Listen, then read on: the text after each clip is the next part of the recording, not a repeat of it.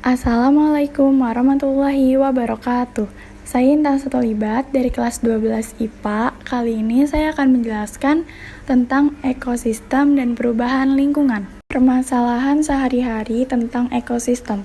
Lihat gambar yang ada di komputer. Itu ada gambar sungai yang tercemar sama sampah-sampah.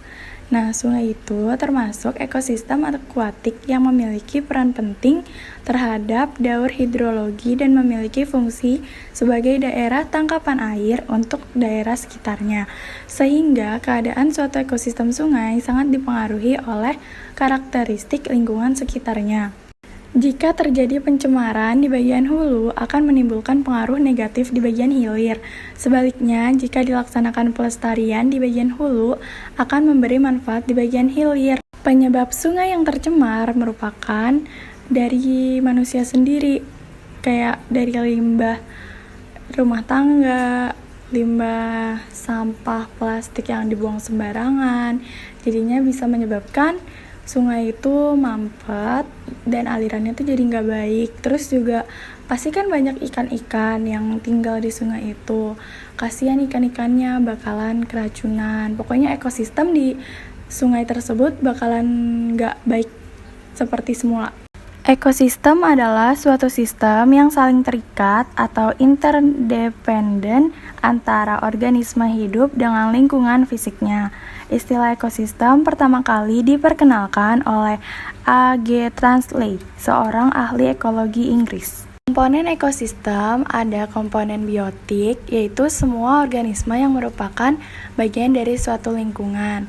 Terus juga ada komponen abiotik, yaitu kayak cahaya, suhu, kadar air, tipe tanah, dan oksigen. Dalam ekosistem pasti memiliki aliran energi yang dinyatakan dengan rantai makanan dan juga dinyatakan dengan jaring-jaring makanan. Rantai makanan merupakan proses makan dan dimakan di antara organisme dengan urutan satu arah yang mengakibatkan terjadinya perpindahan energi dari satu organisme ke organisme yang lain. Biasanya dimulai dari tumbuhan hijau atau produsen atau organisme autotrof yang mengubah energi matahari menjadi energi kimia. Lalu energi kimia tersimpan tuh ke bahan organik atau makanan. Nah, terus bisa diterusin ke hewan konsumen primer. Nah, dari konsumen primer diterusin lagi ke konsumen sekunder. Nah, kalau jaring-jaring makanan itu merupakan rantai-rantai makanan yang saling berhubungan. Tipe-tipe ekosistem. Yang pertama ada ekosistem air. Ekosistem air meliputi ekosistem air tawar dan ekosistem air laut. Kedua ekosistem air dipengaruhi oleh suhu, cahaya, oksigen, dan kandungan garam. Ekosistem air tawar dibagi lagi menjadi ekosistem air tenang dan ekosistem air mengalir. Contoh ekosistem air tenang adalah danau dan kolam, sedangkan yang termasuk dalam ekosistem air mengalir adalah sungai. Yang kedua ada ekosistem darat. Ekosistem darat adalah ekosistem yang lingkungan fisiknya adalah daratan. Beberapa contoh ekosistem yang termasuk dalam ekosistem darat yaitu hutan hujan tropis, hutan gugur, tundra, taiga, padang rumput, dan gurun. Siklus biogeokimia adalah suatu siklus bahan kimia dari bagian abiotik dalam ekosistem ke komponen biotik, lalu diuraikan kembali menjadi mineral, demikian seterusnya.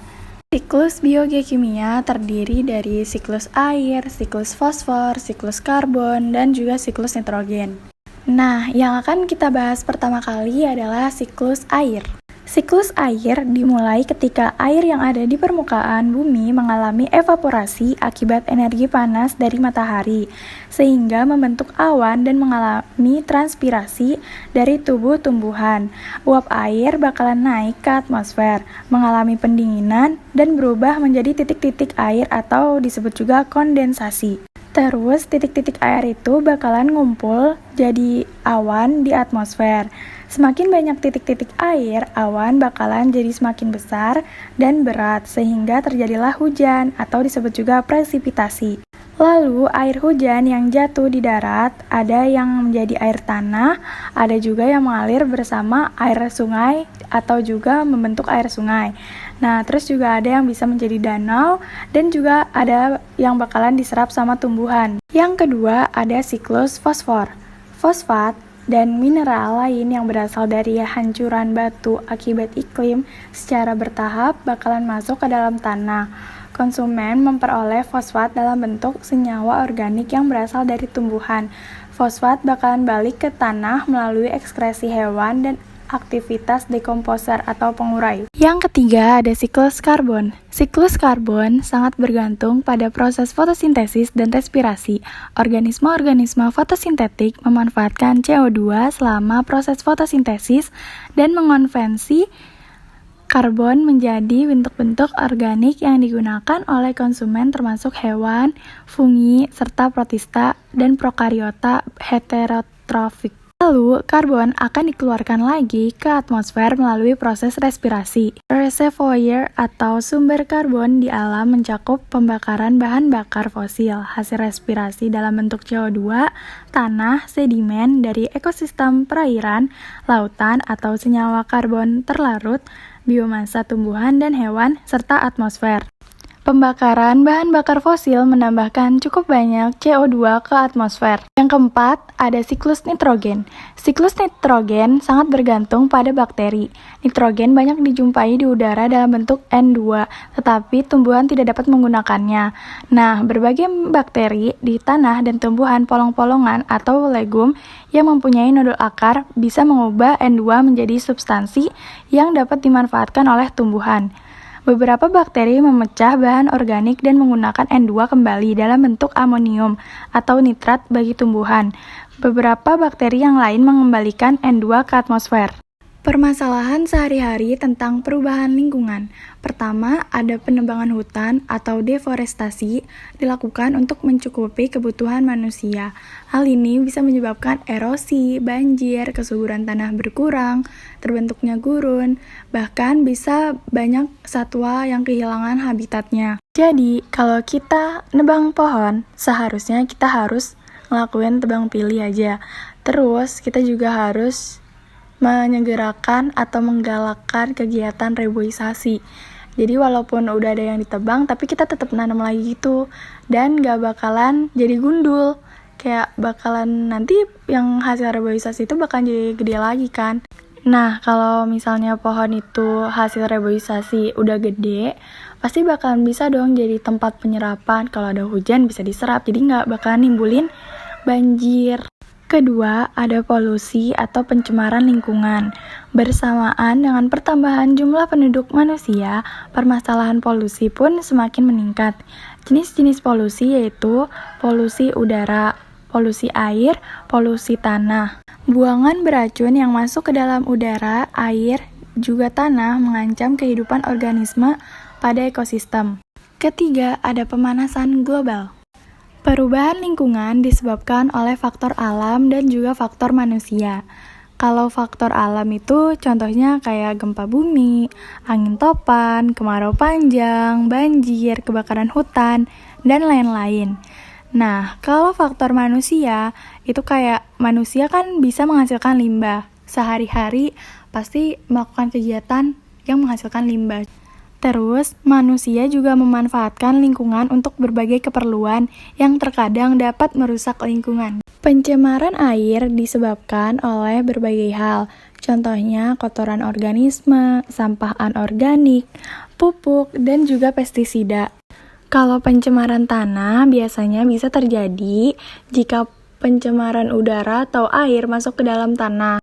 Tanah juga bisa tercemar oleh sampah hasil berbagai aktivitas manusia yang dibuang ke tanah, sehingga menyebabkan tanah jadi nggak subur dan juga nggak bisa dijadiin tempat tinggal organisme. Dampak perubahan lingkungan. Yang pertama, menyebabkan punahnya spesies. Yang kedua, menyebabkan ledakan hama. Yang ketiga, gangguan keseimbangan lingkungan. Yang keempat, kesuburan tanah berkurang. Kelima, keracunan dan penyakit. Keenam, pemekatan hayati. Ketujuh, terbentuk lubang ozon. Yang terakhir, bisa menyebabkan efek rumah kaca. Upaya pelestarian lingkungan dengan cara konservasi alam. Konservasi adalah kegiatan pemanfaatan dan perlindungan sumber daya alam atau SDA. Contoh-contoh SDA antara lain tumbuhan, hewan, mineral, tanah, air, udara, serta bahan bakar fosil. Cara untuk melestarikan lingkungan juga bisa dengan pengelolaan limbah. Kegiatan mendaur ulang limbah adalah kegiatan yang sangat baik, mengingat bahwa alam pun melakukannya secara alami. Jadi, benda-benda yang terbuat dari berbagai macam kayak logam sampai kaca, dari kertas koran bekas sampai sendok plastik itu bisa didaur ulang. Pada intinya, proses daur ulang mengambil kembali material asal dan menggunakannya kembali untuk membentuk produk-produk baru. Daur ulang dapat mengurangi polusi, yaitu dengan meminimalkan jumlah polusi yang dihasilkan selama proses manufaktur. Selain itu, daur ulang juga bisa mengurangi luas lahan yang diperlukan untuk tempat pembuangan sampah dengan mengurangi volume sampah yang dibuang.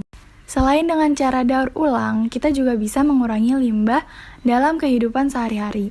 Misalnya, kita kalau misalnya kemana-mana, berpergian, pasti kita selalu beli minum yang lebih praktis gitu, yang menggunakan botol plastik. Nah, kalau misalnya udah kebiasaan kayak gitu, mending kita ubah. Jadi kayak kemana-mana harus bawa tempat minum aja. Soalnya si sampah plastik itu bisa menyebabkan limbah yang bertumpukan jadi banyak gitu. Terus juga kalau bisa, kita harus membiasakan diri untuk nggak keseringan pakai apa-apa plastik. Lebih baik kita pakai tote bag aja kalau misalnya kita lagi belanja. Sekian penjelasan yang dapat saya sampaikan. Terima kasih atas perhatiannya. Kurang lebihnya mohon maaf. Wassalamualaikum warahmatullahi wabarakatuh.